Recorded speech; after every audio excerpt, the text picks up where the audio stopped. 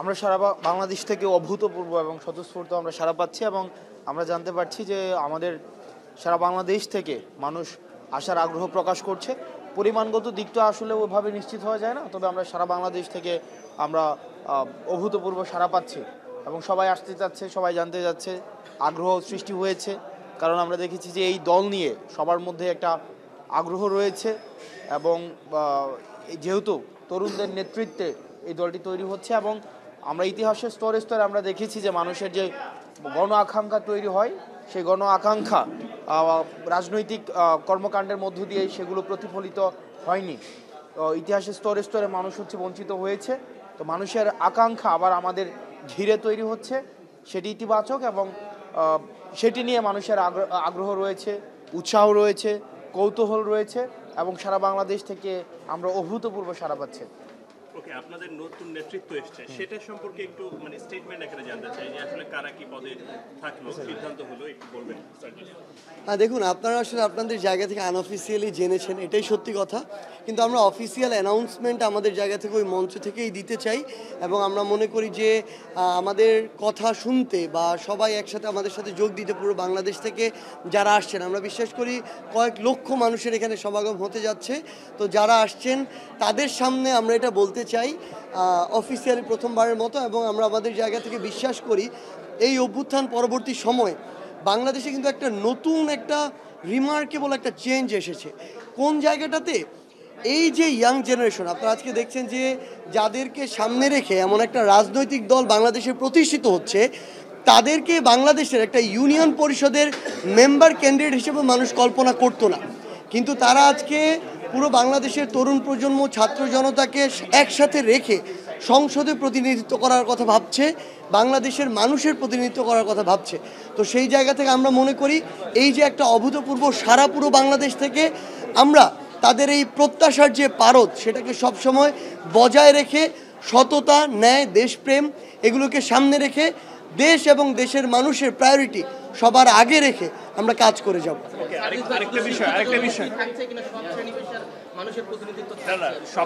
সবগুলো রাজনৈতিক পক্ষ যারা ফেসিবাদ বিরোধী ছিল তাদের একটা উপস্থিতির কথা ছিল। আপনারা ইতিমধ্যে দাওয়াত কার্যক্রম করছেন, সেগুলো নিয়ে কতটা আশাবাদী? সবগুলো রাজনৈতিক দল বা সবগুলো পক্ষ, শহীদ, আহত পরিবার, আমরা আমাদের জায়গা থেকে মনে করি যে বাংলাদেশের যেই জায়গায় আমরা বাংলাদেশকে দেখতে চাই, সেই জায়গায় দেখার সবচেয়ে অন্যতম একটি প্রধান শর্ত হচ্ছে রাজনৈতিক দলগুলোর মধ্যে একটা মিউচুয়াল রেসপেক্ট থাকতে হবে।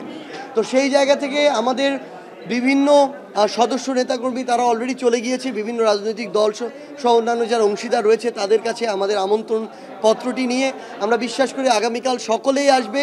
এবং আগামীতেও যদি নতুন কোনো রাজনৈতিক দল বাংলাদেশে আজকে থেকে 2, 4, 5, 10 বছর পরে আমরা দেখি, আমরা সবাই ঐক্যবদ্ধভাবে তাদেরকেও এই যে পজিটিভ যে সাপোর্ট, সেটি আমরা আমাদের জায়গা থেকে করব। আমাদের এখানে অভ্যুত্থানের সবচেয়ে বড় আমরা যাদের কাছে কৃতজ্ঞতা, আমাদের শহীদ পরিবার, আহত যোদ্ধারা, তারা সেখানে থাকবেন। দেশি বিদেশি আন্তর্জাতিক কূটনীতিক যারা রয়েছেন তারা সেখানে থাকবেন এবং আমরা আমাদের জায়গা থেকে প্রত্যাশা করি যে সকলের সম্মিলিত অংশগ্রহণে এবং পজিটিভ একটা প্রতিযোগিতার মাধ্যমে বাংলাদেশে এই নতুন রাজনৈতিক দল রাজনীতির অঙ্গনে গুরুত্বপূর্ণ জায়গাটি করে নেবে।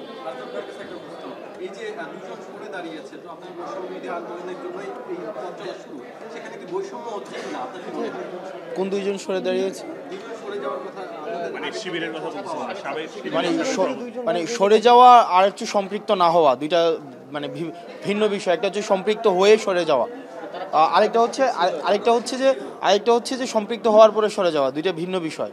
তো দেখুন, আমাদের এই যে নতুন রাজনৈতিক দলে আমরা নানা শ্রেণী পেশার এবং আমরা দেখছি যে বুদ্ধিবৃত্তিক জায়গা থেকে বিভিন্ন শ্রেণী পেশার মানুষ আমাদের জায়গা এই নতুন রাজনৈতিক দলে যুক্ত হচ্ছে। তো সেই জায়গা থেকে অনেকেই যুক্ত হবে, অনেকেই যুক্ত হয়ে চলে যাবে, সেটি রাজনৈতিক প্রক্রিয়ার অংশ।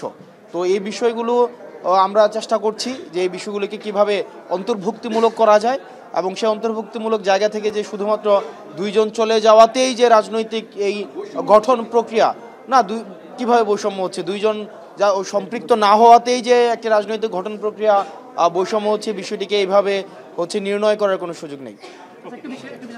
সামনে যেহেতু জাতীয় নির্বাচন এবং আপনাদের নতুন একটা দলের আত্মপ্রকাশ, প্রত্যেকটা রাজনৈতিক দলে থাকে যে নির্বাচন, সেক্ষেত্রে সামনে রাজনৈতিক দলের নিবন্ধন প্রক্রিয়া রয়েছে, আছে এবং সময়ও খুব বেশি নেই, এর মধ্য দিয়ে কি জাতীয় নির্বাচনে অংশ নিতে পারবেন কিনা বা সেটাই হচ্ছে সময় বলে দিবে। আমরা রাজনৈতিক ম্যান্ডেটের মধ্য দিয়ে মানুষের কাছে পৌঁছাবো এবং রাজনৈতিক দল তো শুধুমাত্র যে গৃহবন্দী কোনো কিছু রাজনৈতিক মানুষের মধ্য থেকে এই ম্যান্ডেটটি নিশ্চিত হবে।